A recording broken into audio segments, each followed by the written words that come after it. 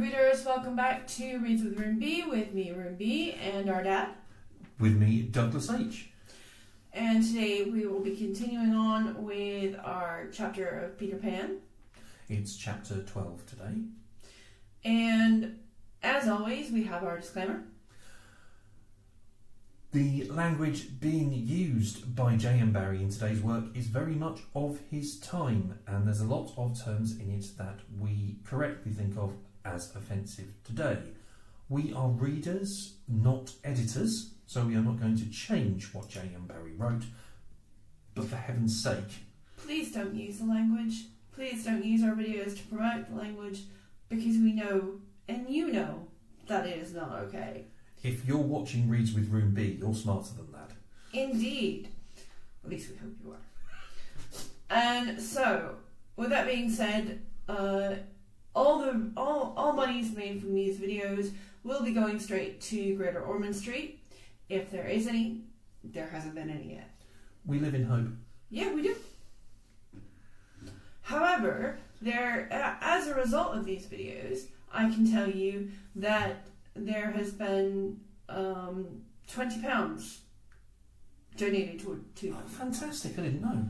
So, yes, I just found out yesterday. Oh, brilliant. I forgot to tell you in the last chapter. Okay. But yes, as a result of you, fantastic readers, £20 has been raised and given straight to them via the donation link in these videos. So thank you. Because of you, there will be more and better care being given to the children at Great Ormond Street Hospital. That was part of why we wanted to do this video, these videos in particular. Thank you so much. Yeah, you are awesome readers. So, I will leave you with our dad to do today's video. Thank you very much. Chapter 12. The children are carried off. The pirate attack had been a complete surprise. A sure proof that the unscrupulous Hook had conducted it improperly, for to surprise redskins fairly is beyond the wit of the white man. By all the unwritten laws of savage warfare, it is always the redskin who attacks, and with the wiliness of his race, he does it just before the dawn, at which time he knows the courage of the whites to be at its lowest ebb. The white men have, in the meantime, made a rude stockade on the summit of yonder undulating ground, at the foot of which a stream runs, for it is destruction to be too far from water. There they await the onslaught, the inexperienced ones clutching their revolvers and treading on twigs, but the old hands sleeping tranquilly until just before the dawn. Through the long black night the savage scouts wriggle snake-like among the grass without stirring a blade. The brushwood closes behind them, as silently as sand into which a mole has dived. Not a sound is to be heard, save when they give vent to a wonderful imitation of the lonely call of the coyote. The cry is answered by other braves, and some of them do it even better than the coyotes, who are not very good at it. So the chill hours wear on, and the long suspense is horribly trying to the pale-face who has to live through it for the first time. But to the trained hand, those ghastly calls and still ghastlier silences are but an intimation of how the night is marching. That this was the usual procedure was so well known to Hook that in disregarding it he cannot be excused on the plea of ignorance. The pickaninnies, on their part, trusted implicitly to his honour, and their whole action of the night stands out in marked contrast to his.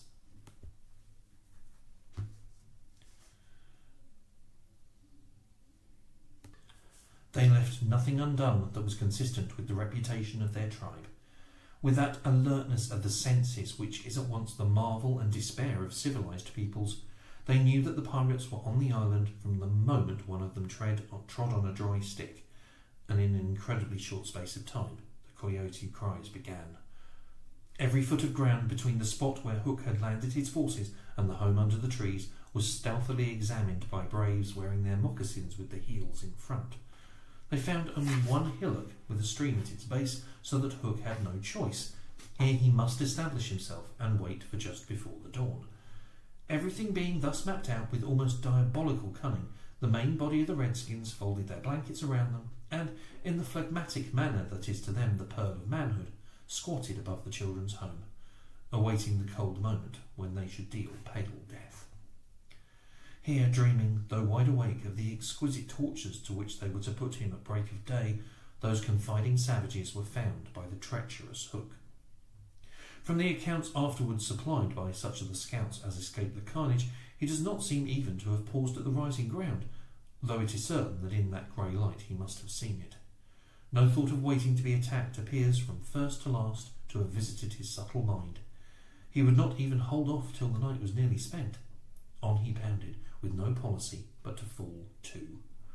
What could the bewildered scouts do, masters as they were of every warlike artifice save this one, but trot helplessly after him, exposing themselves fatally to view, while they gave pathetic utterances to the coyote cry. Around the brave Tiger Lily were a dozen of her stoutest warriors, and they suddenly saw the perfidious pirates bearing down upon them. Fell from their eyes then the film through which they had looked at victory. No more would they torture at the stake. For them the happy hunting grounds was now. They knew it, but as their father's sons they acquitted themselves. Even then they had time to gather in a phalanx that would have been hard to break had they risen quickly, but this they were forbidden to do by the traditions of their race. It is written that the noble savage must never express surprise in the presence of the white. Thus, terrible as the sudden appearance of the pirates must have been to them, they remained stationary for a moment, not a muscle moving, as if the foe had come by invitation. Then indeed, the tradition gallantly upheld, they seized their weapons, and the air was torn with the war cry. But it was now too late. It is no part of ours to describe what was a massacre rather than a fight. Thus perished many of the flower of the Piccaninny tribe. Not all unavenged did they die, for with Lean Wolf fell Alf Mason to disturb the Spanish Main no more. And among others who bit the dust were Joe Scoury, Chas Turley, and the Alsatian Fogarty. Turley fell to the tomahawk of the terrible Panther, who ultimately cut a way through the pirates with Tiger Lily and a small remnant of the tribe. To what extent Hook is to blame for his tactics on this occasion is for the historian to decide. Had he waited on the rising ground till the proper hour, he and his men would probably have been butchered, and in judging him it is only fair to take this into account. What he should perhaps have done was to acquaint his opponents that he proposed to follow a new method. On the other hand, this, as destroying the element of surprise, would have made his strategy of no avail, so that the whole question is beset with difficulties. One cannot at least withhold a reluctant admiration for the wit that had conceived so bold a scheme, and the fell genius with which it was carried out. What were his own feelings about himself at this triumphant moment? Fain would his dogs have known, as breathing heavily and wiping their cutlasses, they gathered at a discreet distance from his Hook, and squinted through their ferret eyes at this extraordinary man. Elation must have been in his heart, but his face did not reflect it. Ever a dark and solitary enigma, he stood aloof from his followers, in spirit as in substance.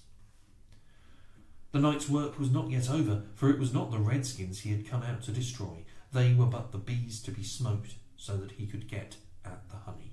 It was Pan he wanted, Pan and Wendy and their band, but chiefly Pan. Peter was such a small boy that one tends to wonder at the man's hatred of him. True, he had flung Hook's arm to the crocodile, but even this and the increased insecurity of life to which it led, owing to the crocodile's pertinacity, hardly account for a vindictiveness so relentless and malignant. The truth is that there was a something about Peter which goaded the pirate captain to frenzy. It was not his courage, it was not his engaging appearance, it was not... There is no beating about the bush, for we know quite well what it was and have got to tell. It was Peter's cockiness. This had got on Hook's nerves. It made his iron claw twitch, and at night it disturbed him like an insect. While Peter lived, the tortured man felt that he was a lion in a cage into which a sparrow had come. The question now was how to get down the trees, or how to get his dogs down. He ran his greedy eyes over them, searching for the thinnest ones. They wriggled uncomfortably, for they knew he would not scruple to ram them down with poles. In the meantime, what are the boys? We have seen them at the first clang of the weapons, turned as it were into stone figures, open-mouthed, all appealing with outstretched arms to Peter, and we return to them as their mouths close and their arms fall to their sides. The pandemonium above has ceased almost as suddenly as it arose, passed like a fierce gust of wind, but they know that in the passing it has determined their fate. Which side had won?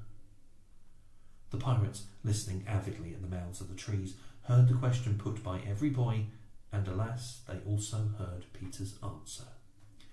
"If the Redskins have won," he said, "they will beat the Tom-Tom. It is always their sign of victory." Now Smee had found the Tom-Tom and was at that moment sitting on it. "You will never hear the Tom-Tom again," he muttered, but inaudibly, of course, for strict silence had been enjoined. To his amazement, Hook signed him to beat the Tom-Tom, and slowly there came to Smee an understanding of the dreadful wickedness of the order. Never, probably, had this simple man admired Hook so much. Twice Smee beat upon the instrument, and then stopped to listen gleefully. "The Tom-Tom!" the miscreants heard Peter cry. "An Indian victory!" The doomed children answered with a cheer that was music to the black hearts above, and almost immediately they repeated their goodbyes to Peter. This puzzled the pirates, but all their other feelings were swallowed up by a base delight that the enemy was about to come up the trees. They smirked at each other and rubbed their hands. Rapidly and silently Hook gave his orders, one man to each tree, and the others to arrange themselves in a line 2 yards apart. Right, we hope you enjoyed today's chapter. Like and subscribe and keep reading. Thank you all so much. Thank you very much, guys. Stay safe, keep reading, and be excellent. Bye for now, readers.